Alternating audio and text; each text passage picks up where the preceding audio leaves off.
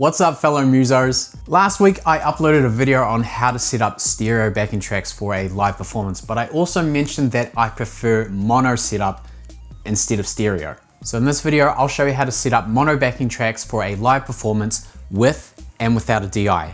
If you want to skip this guide for mono backing track setups and go straight into stereo, I'll make sure to put a link in the description for that. And a side note for all the numerous haters out there that are totally against using backing tracks for a live performance, I'll make a video just for you about how backing tracks can complement your band and other ways and other settings that they can be applied. Yeah, they probably won't watch that now that I've said that. But look, it might be beneficial for you if you're a little bit on the fence or a bit skeptical about using backing tracks for a live performance. So we'll save that for another time and let's get straight into today's video. Okay, so we've got a example backing track here, Sorry Not Sorry by Demi Lovato. So let's just have a quick listen to what that sounds like. Sorry, not sorry. Starting with verse 1, 2, 1, 2, 3, 4.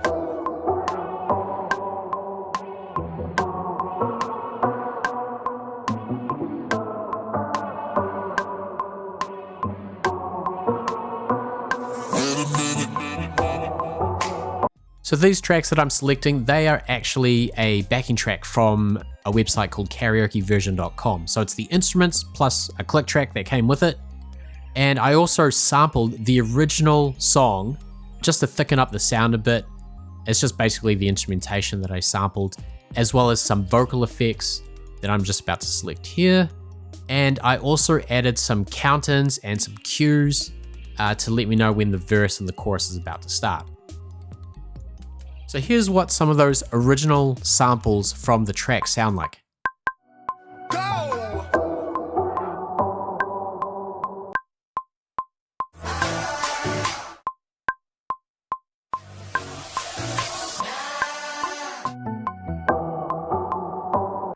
And here's what my clicks and count-ins sound like. Sorry, not sorry. Starting with verse 1, 2. Okay, so now we're going to start looking at isolating the left and right signal. Let's start with the cues and the click. We're going to take those tracks and pan them all the way to the right. This is so we can separate the instrumentation from the cues and the clicks. And we're also going to do that here with the internal click track from Logic. We're going to pan that all the way to the right. So now we have to pan the instrumentation to the left, but before we do that, let me just show you this button here, which you can also find in the inspector, but also access it through the mixer view. And basically, when you see these two circles, it means you've got a stereo signal coming through. If I click the button, it's going to change it to a mono signal. And you can see that by the one circle on its own. Now I'm just going to isolate the left signal by clicking and holding down the button, because when I exported these backing tracks, I put everything to the left side anyway. So I'm isolating the left side of that wave file, but I can also choose the right if I wanted to, depending on how you exported your file. So let's just click the left, and we're going to do that for every other channel from the instrumentation. Simply put, it's taking the stereo signal, isolating the left side, and converting it into a mono signal. Now I mentioned before I sampled the original song just to thicken up the sound, and when I exported it, it came through as a stereo signal.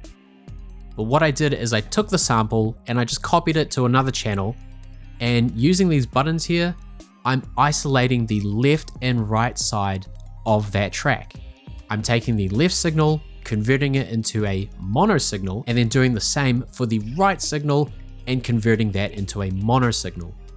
I also have a couple of other samples here from the original song, doing the same thing, isolating the left and right signal of those tracks and converting them into a mono signal on my mixer. If you're not sure, you can tell by looking at those dots or those circles at the top. If the dot is on the left, you're isolating the left signal. If the dot is on the right, you're isolating the right signal. And you can tell these are now mono because they have a thin or skinny meter compared to the master, which is a lot thicker because it's occupying a stereo signal. So now I'm going to take my instrumentation and pan all of it to the left. So let's have a listen to that. If done correctly, you'll hear the click track coming out of the right side of your speaker or headphones, and the backing track or the instrumentation out of the left. Sorry, not sorry. Starting with verse 1, 2, 1, 2, 3, 4.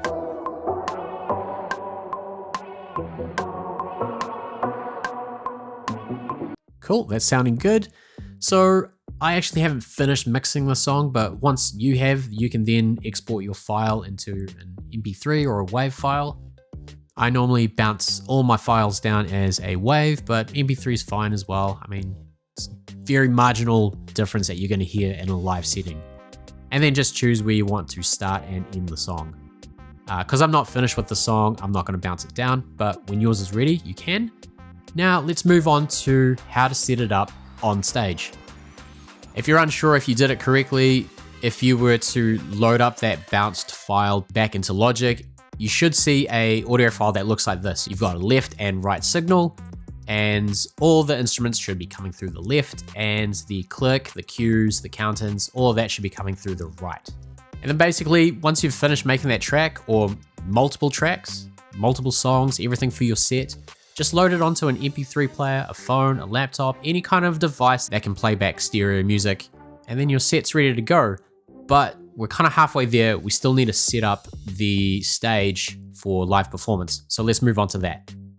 Okay, so the first one I'm going to show you is going to be the simplest approach. It doesn't require any DI boxes or anything.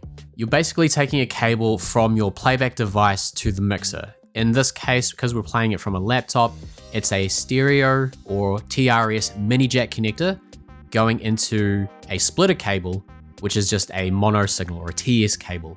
So the black connector over by the mixer, that's my left signal, and the red connector, that's my right signal. Those are just mono, and if I combine them together, it makes stereo. So that's why it's a splitter cable. There's no extra cables required. In fact, it's probably the easiest setup for anyone who's just starting out and needs to get their feet wet. Of course, there are some drawbacks to it, which I'll explain a little bit later, but for all intents and purposes, this is by far the easiest setup. So now you can connect your monitoring system, and since you're using backing tracks that have some kind of click in the audio, you don't want to be using stage monitors, because if the volume's up pretty loud, the audience is going to hear all those clicks and count-ins. It's a little bit distracting and it just sounds weird. So my advice is try and use some sort of in-ear monitoring system. In this example, I'm using the Phoenix Pro PTM10, which is a wireless in-ear monitor system. I've done a review on this, you can check it out, it's on my channel. I'll put the link in the description.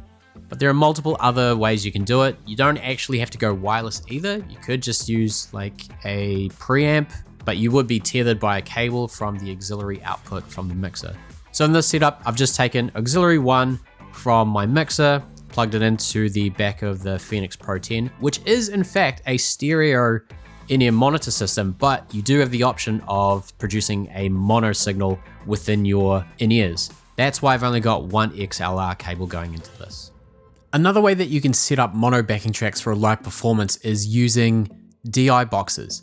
In this example, I'm using a stereo DI box, but you can also use 2 single channel DI boxes. And one of the main reasons why I prefer using them is probably because of the ground lift switch.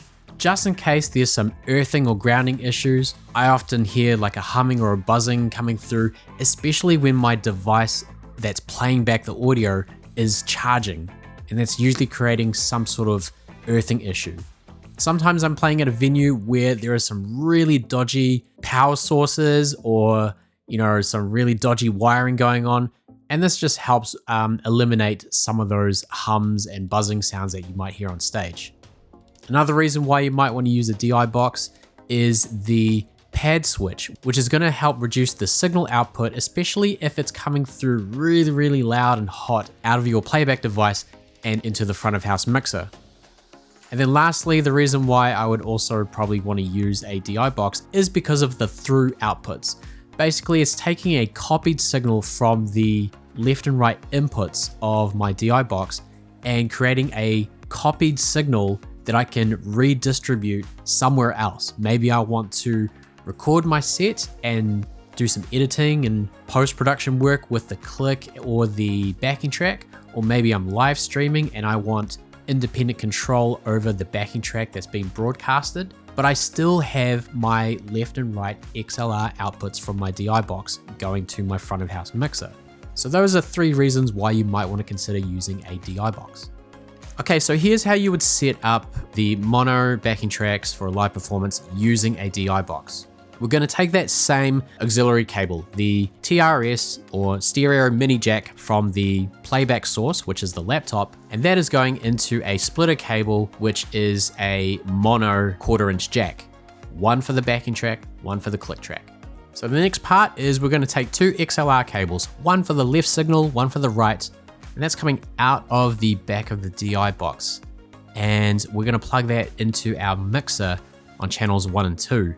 Now, depending on what mixer you're using, it'll look different, and it doesn't actually need to go into channel 1 and 2. You can make it channel 9 and 10, you can make it 15 and 16, it's up to you. Whatever you're working with, just choose a channel that works best for you and your band.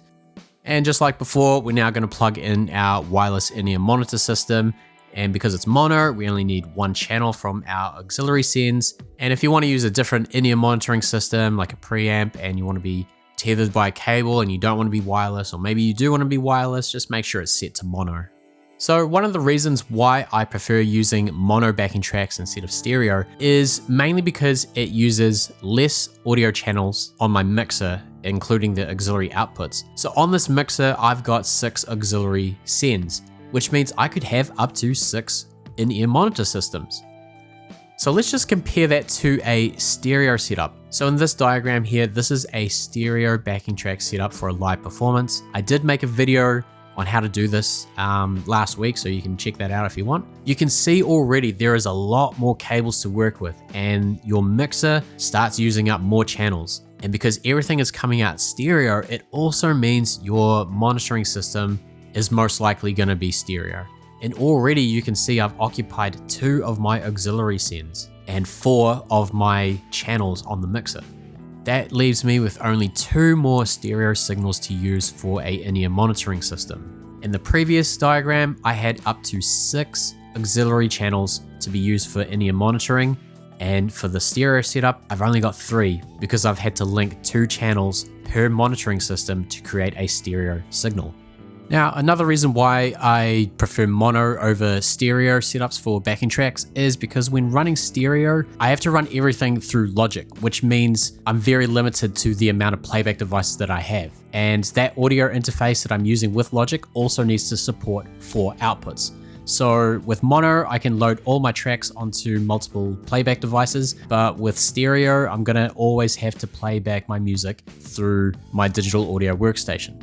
And finally, one of the reasons why I don't even bother setting up a stereo backing track is because no one in the audience is going to care. They're not going to be able to hear it, and they're not going to be able to tell the difference. The only way you can really hear it and appreciate true stereo is through a set of headphones, or if you're in a studio, or if you're in a movie theater. If I'm on the dance floor and I'm moving from the left to the right side of the dance floor, I want to be able to hear the band equally. And if they're using backing tracks, I want to hear that equally on either side. Just ask yourself, is it really worth all the extra work that you're going to put in for setting up stereo backing tracks? Or do you want to keep it simple and just set up mono?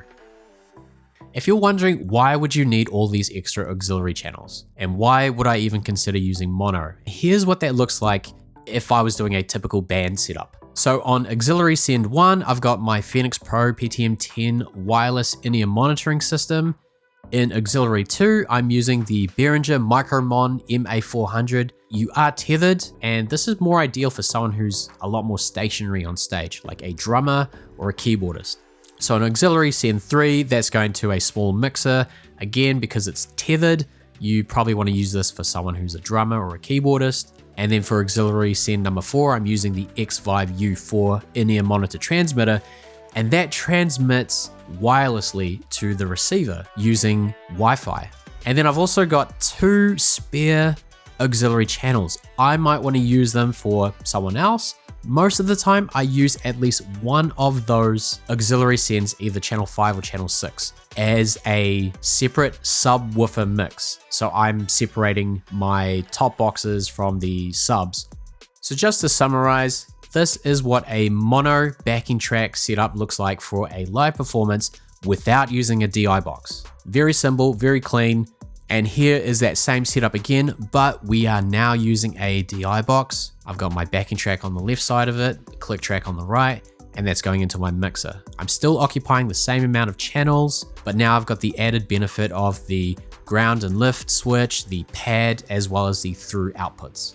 You don't need to use the DI box. You can actually just do the first example I showed you, but just keep the DI box in your gig bag just in case. You'd rather have it and not need it than need it and then not have it. Now, this diagram here is for a stereo backing track setup for a live performance. I did make a video for this. You can check that out. The link will be in the description. This is just a wee summary, but if you want a more detailed step-by-step tutorial on how to do that, just check out the other video. But if you're happy to just look at the diagram, this is what it looks like.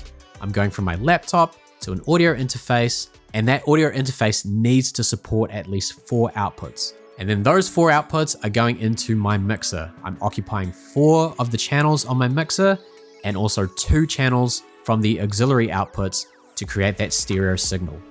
Again, this is another stereo backing track setup, but this time we are using DI boxes for the same purpose of helping to eliminate any grounding or earthing issues, or maybe you want to utilize the through outputs for live streaming or recording. You can already tell there's a lot of cables in this setup, and it's pretty daunting to look at first, and it's just a lot more risk of having issues and problems to come up in a live performance, but you get the idea.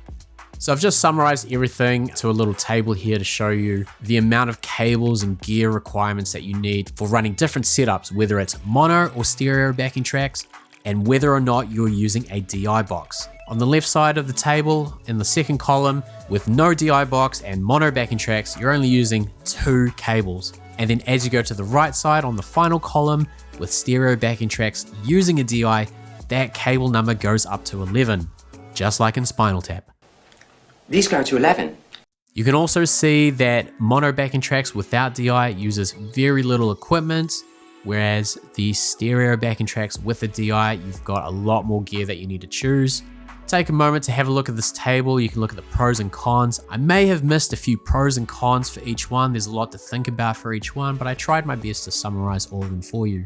I wouldn't say there is a proper way to do it every single time. It's best that you choose one that works best for your band, for the gear that you have available, for the club or the venue that you're working with, and also your experience. You want to try and be as adaptable as you can be at these gigs and have multiple approaches to any given situation. And if you think backing tracks is something not for you and not for your band, maybe this video is more targeted for a sound engineer or a DJ or a music teacher.